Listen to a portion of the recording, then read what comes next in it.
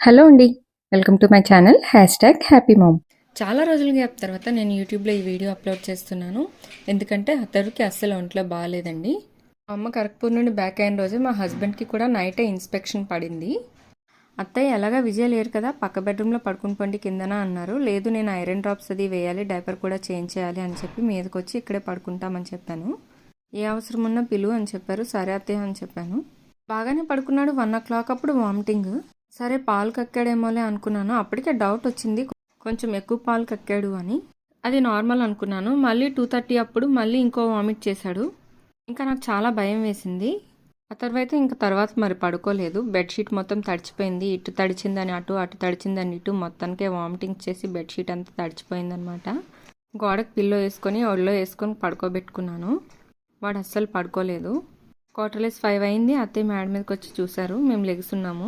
ఇంకా అప్పుడు చెప్పాను నైట్ వామిటింగ్స్ అయ్యాయి.